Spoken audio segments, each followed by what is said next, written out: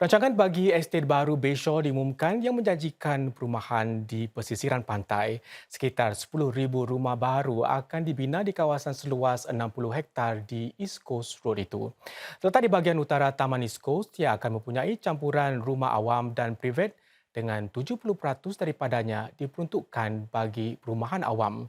Dua projek BTO pertama dijadual dilancarkan seawal tahun depan terdiri daripada 1,400 unit flat fleksi 2 bilik hingga flat 4 bilik. Dua stesen MRT iaitu Bedok South dan Bayshore akan dibina untuk memudahkan akses ke kawasan itu. Beberapa tapak komersil juga ditawarkan bagi estet yang kurang menggunakan pengangkutan privat atau car light itu selain lorong khas bagi bas, basikal dan pejalan kaki. Pihak berkuasa Singapura sedang berusaha untuk membantera sindiket penipuan dengan memastikan ia dapat mengesan dan mendapatkan semula wang mangsa yang lesap dengan lebih baik lagi. Menteri Kedua Ehwal Dalam Negeri Josephine Teo berkata usaha itu memerlukan kerjasama antarabangsa. Memenangkan sindiket sedemikian adalah rumit dan merentas sempadan. Beliau berkata demikian di persidangan global Interpol yang bertujuan mencari cara baru untuk memerangi jenayah siber. PBB menyatakan sebelum ini para penjenayah dapat mengelakkan daripada dijejaki pihak berkuasa dan menyimpan lebih 99% daripada wang hasil penipuan.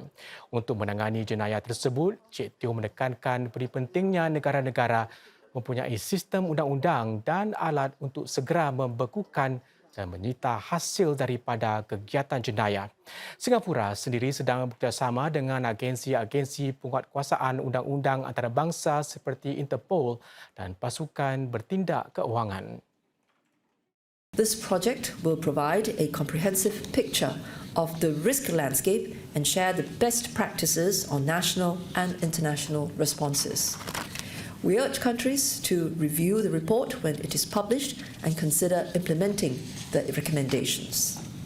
We need to continue these important discussions and collaboration by leveraging bilateral, regional and international platforms such as Interpol to improve information sharing and exchange best practices.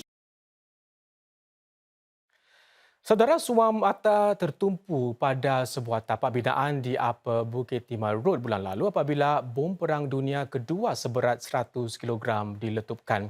Menurut pasukan yang menjalankan operasi itu, pengajaran yang ditimba dapat membantu membaiki lagi latihan pada masa depan.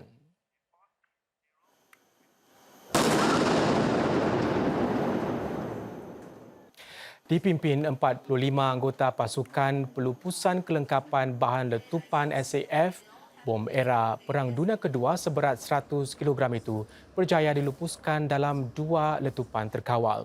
Anggota Perkhidmatan Negara Teo Jin Kee antara ditugaskan membina tembok guni pasir dan bongkar konkrit untuk mengurangkan kesan letupan. Menurutnya, pendedahan kepada senario-senario realistik semasa latihan sangat membantu dalam menjalankan operasi itu. Persiapan yang teratur juga memastikan pemindahan 4,000 penduduk berdekatan berjalan lancar. Bujur pengajaran daripada operasi serupa pada 2019 yang melibatkan bom udara lama seberat 50 kilogram membantu melicinkan operasi tersebut. Unit itu kini sedang bekerjasama dengan penguasa bangunan dan binaan BCA untuk meningkatkan lagi tahap keselamatan bagi operasi serupa pada masa depan. Seorang pegawai Pasukan Pertahanan Awam Singapura SCDF dikenakan satu tuduhan bertindak cuai hingga menyebabkan kecederaan parah. Yang berhubung kematian anggota bomba perkhidmatan negara sepenuh masa Edward Goh ketika memadamkan kebakaran pada Disember. Pegawai Atasan Mendiang Goh, Muhammad Kamil Muhammad Yassin, 38 tahun, didakwa meninggalkan remaja itu sendirian untuk memadamkan kebakaran di Henderson Road. Dia juga tidak memberitahu orang lain mengenai perkara itu. Tindakannya itu bercanggah dengan protokol SCDF dalam memadam kebakaran. Jika didapati bersalah, Muhammad Kamil boleh dipenjara sehingga 4 tahun dan didenda tidak lebih $10,000. SCDF sedang menyiasat anggota kedua kerana dipercayai gagal memastikan seluruh aspek keselamatan operasi itu. Goh mengalami sesak nafas akibat silinder udaranya yang sudah kosong.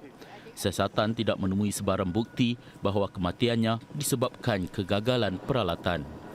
Saudara, setelah lebih sebulan diuji kebolehan dan diasah keupayaan mengacara, Ezam Ernadi dinobatkan sebagai juara rancangan cungkil bakat Suara Juara The Star Voice 2023. Beliau mengalahkan finalis Farihin Anwar dan Raihan Yaakob untuk membawa pulang wang kemenangan $10,000 dan kerjaya sebagai DJ Ria 897. Rasa sebab tidak dapat disembunyikan. Segala usaha dan kerja keras sepanjang pertandingan akhirnya membuahkan hasil sehingga dinobatkan suara juara The Star Voice 2023. Ezam Ernadi membawa pulang hadiah berupa cek sebanyak $10,000 dan kontrak untuk menjadi penerbit penyampai dengan stesen radio Melayu Ria 897. 32 tahun hidup, ini kali pertama saya pegang gelaran juara. Finally, teruja, terharu, gembira, nak nangis, macam-macam lah. Semua berkecamuk, tak mampu saya nak luahkan dengan kata-kata. Just happy yang setelah berbulan saya capai cita-cita. Bapa kepada 3 orang anak ini mengatasi pesaing-pesaing peringkat akhir Farihin Anwar dan Raihan Yaakob. Sedang mereka menyanyikan lagu rap sesuai usia muda mereka, Ezam membawakan lagu tradisional lantas meraih markah tertinggi. Satu persembahan yang sangat konsisten sepanjang perjalanan beliau yang mana bermula sedari bulan Julai. Tak ada duit tapi dengan minat, mampu tak mereka berjaya? Soalan yang baik juga. Dari segi kelancaran ataupun kefasihan, ya, penggunaan bahasa yang begitu rencam, luas, dan ini merupakan antara perkara yang memang lebih lagi menonjol bila kita nobatkan Ezam sebagai pemenang. Di sebalik kejayaan Ezam adalah keluarga yang menjadi tulang belakang sehingga mencapai kejayaan. Ini merupakan rezeki untuk anak-anak saya. Okey, mereka doa, mereka sokong saya dan perancangan saya dengan wang kemenangan adalah untuk bawa anak-anak ke bercuti sebab baru bulan lepas merupakan hari lahir anak saya, tapi saya sibuk dengan rakaman dan juga latihan di studio, jadi tak ada masa untuk anak. Bagi Ezam yang mewarisi perniagaan DJ majlis kahwin bapanya, kemenangan ini lebih daripada sebuah pertandingan. Saya dah bertahun berada di kolong blok, sekarang ini saya mencapai cita-cita untuk berada di udara Ria, insya-Allah. Dan saya rasa banyak lagi yang saya boleh pelajari dan saya akan perbaiki hari demi hari dan akan menjadi yang lebih baik untuk media tempatan, insya-Allah. Nantikan suntikan kesegaran yang dijangka di bawah juara Suara Juara The Star Voice 2023. Pertandingan di Kir Barat Piala Suara Serumpun 2023 sampai ke kemuncaknya malam semalam dengan kumpulan wira dari Politeknik Republik muncul sebagai juara keseluruhan. Para pemenang edisi ke-14 itu akan mendapat lebih banyak peluang membuat persembahan di acara-acara kesenian. Wartawan Syawal Yusof membawakan kemeriahan suasana di sekitar pertandingan itu.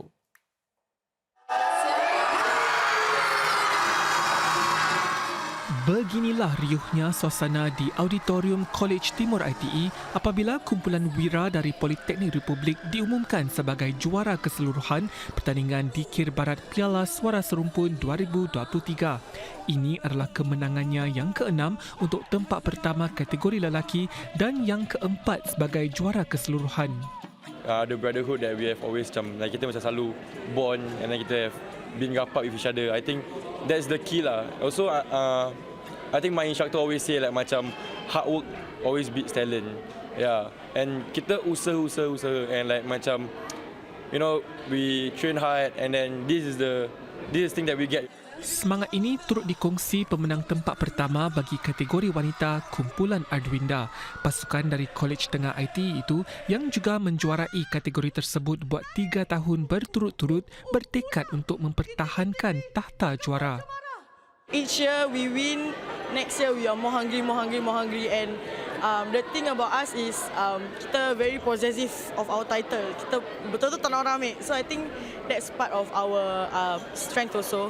Menurut penganjurnya, serumpun di KSG, prestasi yang ditampilkan para peserta dalam edisi ke-14 ini cukup memuaskan dari segi penulisan seni kata dan persembahan. Tema yang diberi Anak Watan Belia Berbakti, Masyarakat Berwawasan. Tujuan tema ini untuk memberi ruang kepada pelajar-pelajar untuk menulis tentang diri mereka, tentang belia-belia dan bagaimana belia dapat mencorak masyarakat di masa hadapan. Dan buat julung-julung kalinya juga, acara itu disokong Mediacorp dan disiarkan secara langsung di MiWatch. Ia adalah sebahagian daripada usaha lebih menyeluruh Mediacorp untuk menyokong acara-acara berunsur kesenian dan warisan. Kerjasama sulung ini antara Serumpun di KSG dan Mediacorp bukan hanya untuk meraihkan seni dan budaya. Malah kerjasama ini adalah untuk menyebarluaskan seni budaya dengan identiti Singapura melalui penyebaran ini di semua platform Mediacorp. Tetamu terhormat Menteri Kedua Pendidikan Dr. Muhammad Maliki Osman turut memuji usaha untuk melestarikan seni budaya Melayu dalam kalangan generasi muda. Penggunaan bahasa Melayu di kalangan anak muda kita sudah melihat trend yang membimbangkan. Kegiatan seni seperti di Barat diharapkan dapat terus meningkatkan minat, penghargaan dan penggunaan bahasa Melayu di kalangan anak muda kita. Sebanyak 22 pasukan lelaki dan wanita berentak untuk merebut gelaran juara tahun ini.